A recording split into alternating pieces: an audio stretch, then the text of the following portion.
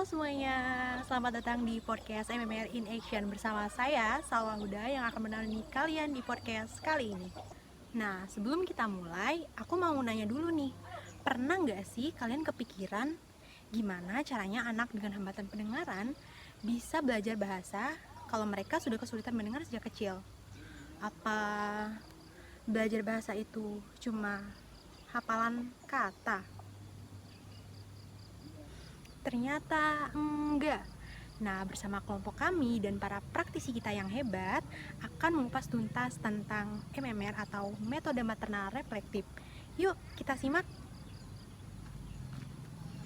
Ibu dan Bapak, kami dari INJ mengajak saudara setempat dengan promosi pendidikan luar pendidikan khusus dan pengakunya mengenai dari ibu kita. Nama saya Desi Mira dan saya dari Ziza sebagai host di sini dan mewawancarai dengan podcast untuk temanya MMR atau metode dengan Nama saya Andung Kapura. Andung bisa dipanggil Pak Andung. Oh, Pak Andung. Ya. Ya, kalau saya Detri Sufina, biasa dipanggilnya Bu Detri. Ya, saya Ibu Renisa Angginabdi, biasa dipanggil Ibu Lisa. saya Ibu Trina Ramadhania, biasa anak-anak panggil dunia. Jadi kalau dari kami sendiri kan MMR itu metode pembelajaran bahasa ya Ibu untuk anak-anak tunarungu gitu yang menekankan komunikasi secara langsung gitu dengan anak-anaknya. Tapi kami tuh mau tahu gitu kira-kira kalau dari Ibu Bapak, menurut Ibu Bapak perspektif tentang metode MMR itu seperti apa? Mungkin dari boleh Ibu Tri terlebih dahulu. Perspektif MMR, kalau menurut saya itu MMR itu metode yang diadaptasi dari cara ibu mengajarkan bahasa anaknya gitu. Jadi, ibu biasanya kan ngajari kalau misalnya ke bayi, ini misalnya, oh ini mau apa, mau susu gitu, oh ya udah dia berarti dikasih susu gitu. Diadaptasi karena kan kalau untuk anak tunarungu dia mengalami hambatan pendengaran gitu ya. Itu dibuat diadaptasi lah menjadi teori MMR. Seperti itu. Terima kasih Ibu Tri. Mungkin dari Ibu Disa. Kalau menurut saya, MMR itu suatu pendekatan ya, pembahasan verbal untuk anak-anak tunarungu. Tadi yang benar kata Buya tadi yang diadaptasi oleh dari bahasa ibu, karena awal anak bertumbuh itu dari rumah, jadi itu yang dibahasakan dari rumah, kita MMR kan bisa. Ibu. Ya mungkin kalau dari saya, kalau MMR itu lebih ke pendekatan dari hati ke hati dari kita sebagai guru dan muridnya. Jadi kita pendekatan dari hati-hati bercakap kira-kira pengalaman sebelumnya, pengalaman di rumah atau pengalaman yang mereka sudah lalui. Nah itu kita cakapkan dari hati ke hati gitu Mas. Tadi dari perspektif ibu guru ya. Boleh tahu kok dari Pak Guru? Bapak nih ya. Ibu sebetulnya terkait perspektif hampir sama. Intinya adalah bagaimana kita itu baik guru ataupun orang tua adalah bagaimana caranya kita menyambung rantai yang terputus antara bahasa dari anak dan orang tua ataupun orang dewasa. Kenapa? Karena anak tunarungu itu adalah anak yang mengalami hambatan di pendengaran. Nah, itulah bedanya dengan anak pada umumnya. Kalau anak pada umumnya itu mendapatkan pengalaman bahasa langsung dengan gilirannya. Tapi anak tunarungu tidak memiliki indera yang sebaik dengan anak pada umumnya. Oleh karena itu, inilah metode MMR bekerja, yaitu bagaimana caranya menjembatani pengalaman anak dengan cara orang dewasa itu memberikan sebuah pemahaman kepada anak tersebut.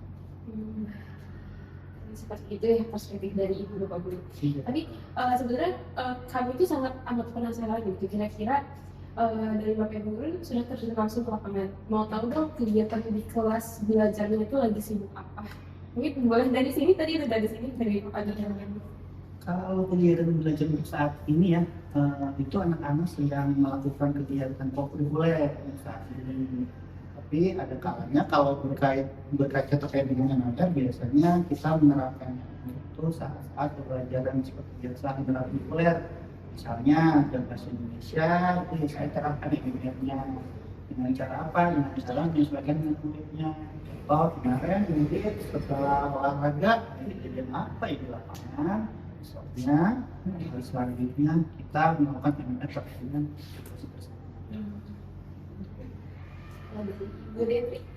Kalau mungkin terkait dengan MMR-nya sama sih seperti Pandu atau Buminya dan Genisa, itu paling di pelajaran. Jadi MMR-nya kita masukin ke dalam pembelajaran sehari-hari, bisa percakapan, misalkan anak lagi mau bahas tentang berita tentang misalkan ada kecelakaan kemarin kereta atau seperti apa, nah itu kita bahas di hari itu yang mereka dapat informasinya, baru nanti kita sambungin mungkin di pelajaran bahasa Indonesia atau di pelajaran Pancasilanya, seperti itu.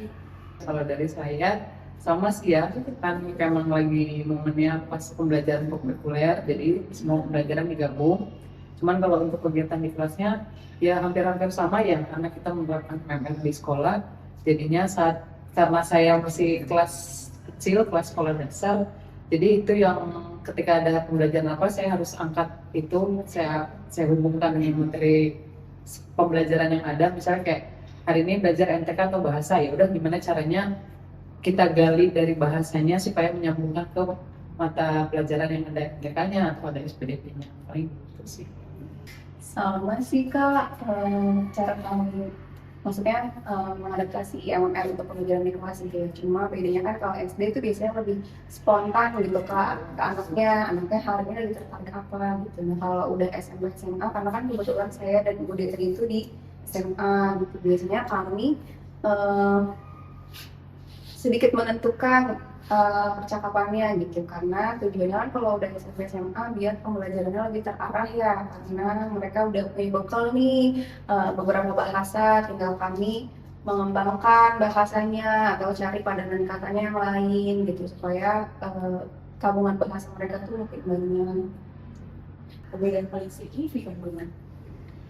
Yang pasti bahasanya ya, karena kan dari TK, mulai dari TK kan mereka benar-benar yang masih nol sekali bahasanya, mungkin bahasa cuma isyarat tubuh, gerakan biasa aja.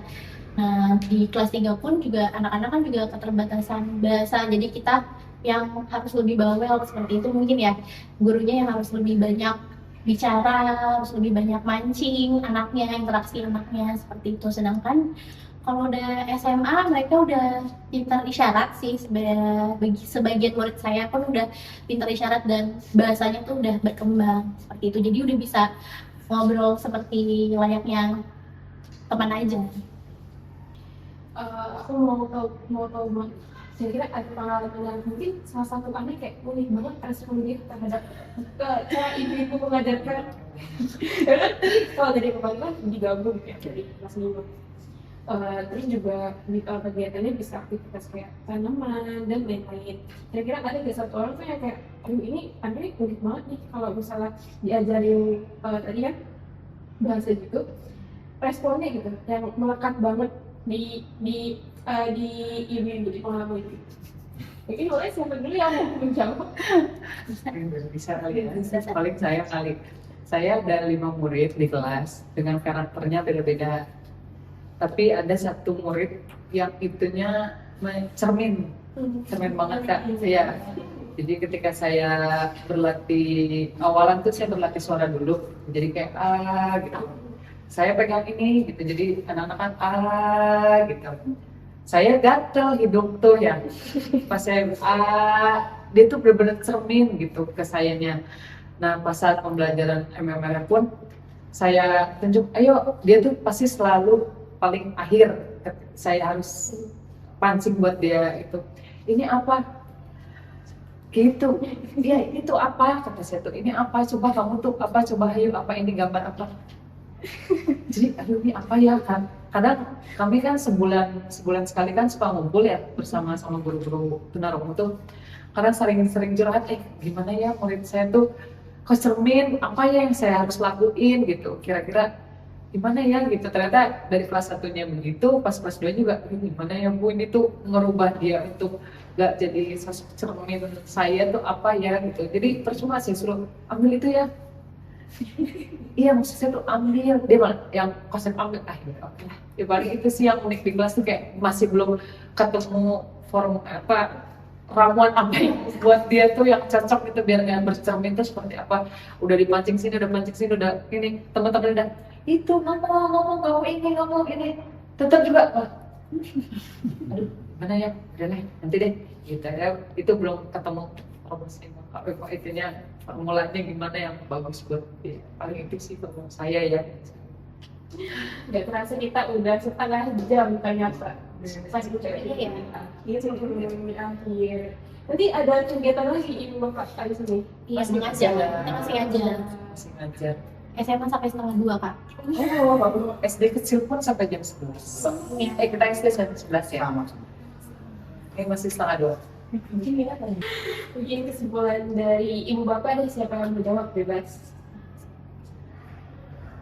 Masih belakang ini. Masih dari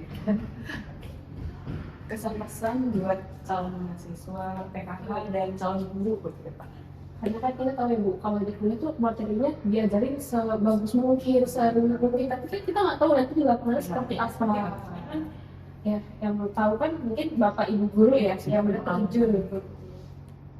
Ini mulai dari siapa aja? Kalau Des. kondisi MMR di sekolah ini tuh kita masih jauh dari kata ideal sebetulnya, tapi kita semua itu bersama-sama berusaha untuk menuju ke arah sana lah. Ngajar. Artinya belajar sama-sama, bahkan kita juga sempat bikin saling belajar buat jadwal siapa hari ini ngajar milik siapa, nanti kita saling menghadapi. Itu adalah bentuk nyata kita supaya kita lebih baik lagi. Karena jadi guru itu sebetulnya nggak harus yang terbaik, tapi bagaimana cara kita melayani anak, melayani kebutuhan anak, terutama untuk anak-anak di kehidupan bahasa. Seperti itu. Terus kemudian untuk jadi seorang mahasiswa ya harus tetap semangat, jangan patah parah, lalu harus tahu apa yang dilakukan, jangan sampai ketikut teman, jangan sampai ketikut arus, dan bagaimana caranya supaya kita nggak malas. Karena kalau kita malas, kita akan larut waktu tiba-tiba beberapa tahun segala macam sampai seperti itu. Kita bukan dokter ya, ternyata bukan. Jadi nanti paling kalian akan mendapat pengalaman sendiri. Oh ternyata nanti mungkin pas observasi kali ya yang Ternyata sebenarnya dari dia diterapkan di Bukan kelas. kita kuat dengan teori, bukan. Enggak. Teori itu sebagai dasar yang betul. dasarnya Nasibnya. Ya, Bahkan kita nggak bisa praktek kalau kita teori. nggak ada teorinya. Ya. Cuman praktek itu adalah jalan kita menuju supaya kita benar-benar berbuat untuk kebutuhan anak. Teori itu basic, tapi nanti di praktek itulah yang akan kita benar-benar tahu bagaimana caranya.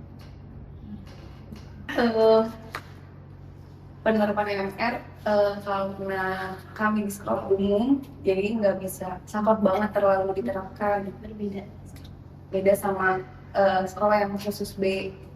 Karena di SLB sendiri kan ada keterampilan ya vokasional namanya. Di vokasional aja kami udah berbaur anak B dengan anak yang lainnya. Jadi terus juga gurunya nggak semuanya memahami B, jadi kami sama-sama belajar satu sama lain. Guru kelas B bisa sharing dengan guru kelas netral karena sewaktu-waktu kita bisa ditempatkan di mana aja karena gelar kita adalah sarjana pendidikan khusus. Iya, bukan sarjana Jangan pendidikan. dikenal. benar itu khusus. Jadi kalau misalnya mumpung masih ada waktu buat belajar di bangku kuliah, silakan belajar Semuanya. dunia PLB, dunia pendidikan khusus semuanya. Walaupun nanti mungkin pas di dunia udah mau skripsi ada ketertarikannya kan ya gitu. Jadi biar nanti di dunia kerja nggak mau gitu, misalnya pegang anak autis, nggak mau sama anak tunadaksa gitu, nggak bisa tuh kayak gitu kalau di dunia kerja. Iya. Kita harus ya sama siapa aja gitu, profesional. Harus siap. Jadi itu aja. Ada tadi kita juga udah mungkin mohon maaf banget udah mengganggu waktu ibu bapak yang seharusnya ngajar malah mau bela-belain ibu bapak tindakannya. Nggak apa-apa. Ini kalau bisa seandainya di-upload ke YouTube boleh atau tidak? Atau mau disamarkan? Jangan ada orang itu mulai tersangka banget tuh gue di sini Banget acara investigasi kita satu-satunya sama. kasih siapa mama Ketahuan. oh suaranya aja kali ya Bahasa suara asli. Apa-apa. Nah, setelah tadi kita menyimak penjelasan konsepnya, biar makin kebayang, selanjutnya kita akan melihat percakapan sehari-hari antara guru dan anak. Yuk, kita simak.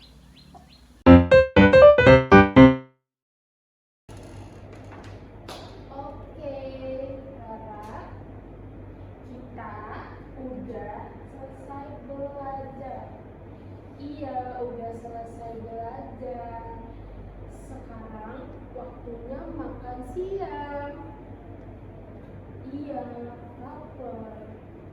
Lapar, jadi waktunya makan siang. Rara, bawa apa?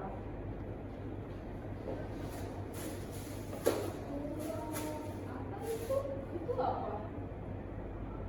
Hmm? Oh, tempe goreng. Oh, tempe goreng. Siapa? Yang masak siapa?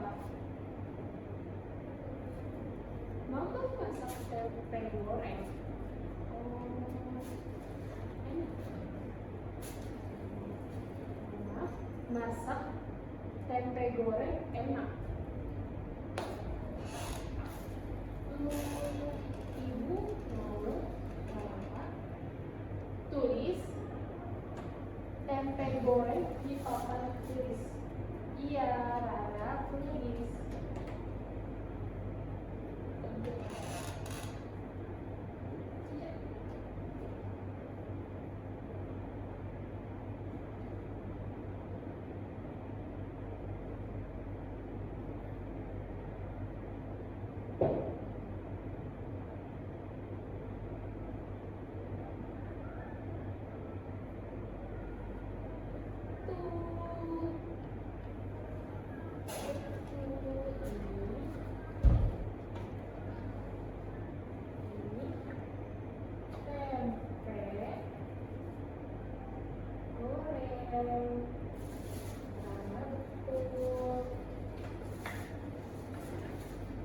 Coba dibuka.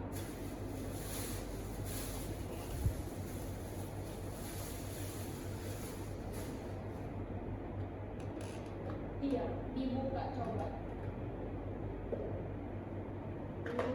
Tempe gorengnya enak. Ibu jadi lapar.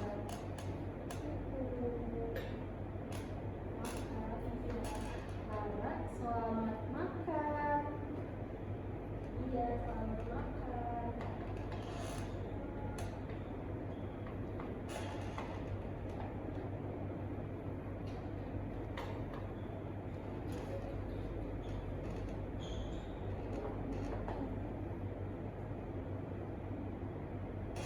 Ibu guru mau makan.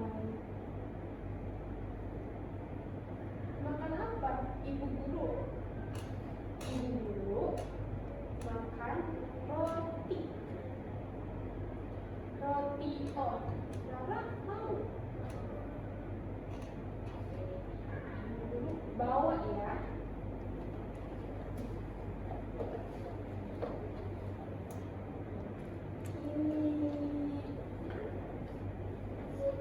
Ini roti oh, nih. Roti oh, Rara mau. Enak, rotinya enak. Kita makan berdua. Oke? Wah, seru banget ya melihat obrolan dan simulasi kita tadi. Sekarang kita jadi tahu kalau MMR membantu anak dengan hambatan pendengaran untuk belajar bahasa dari percakapan sehari-hari. Untuk mengatasi permasalahan tersebut digunakan Maternal Reflective Method atau MMR. MMR menggunakan metode pembelajaran bahasa yang menekankan percakapan alami, pengulangan bahasa, dan interaksi langsung. Solusi pertama dalam pendekatan MMR adalah menggunakan percakapan alami dalam situasi sehari-hari. Guru menggunakan bahasa sederhana sambil menunjukkan benda atau aktivitas secara langsung. Misalnya saat meminta anak mengambil buku, guru menunjukkan buku tersebut sambil menyebutkan kata buku dengan jelas dan perlahan. Dengan begitu, anak lebih mudah memahami hubungan antara kata dan benda yang dimaksud. Boleh. Untuk solusi yang kedua adalah menggunakan pengulangan bahasa atau repetisi. Dalam MMR, pengulangan sangat penting untuk membantu anak mengenali dan memahami kosakata. Guru dapat mengulang kata atau kalimat sederhana beberapa kali dalam konteks yang sama, seperti ini buku, buku untuk belajar, dan ayo ambil buku. Pengulangan membantu anak lebih familiar terhadap bahasa yang digunakan. Nah, ingat ya 3 kunci utamanya. Bahasa berkembang lewat komunikasi nyata, kita harus responsif, dan yang ketiga, pengulangan itu penting banget. Jadi fokusnya adalah komunikasi antar 2 arah, bukan hanya instruksi yang kaku. Kami mengucapkan terima kasih kepada para narasumber hebat kita atas ilmunya, serta untuk kamu yang telah menyimak podcast ini. Saya, Salwa Huda, mewakili kelompok, pamit undur diri. Sampai jumpa.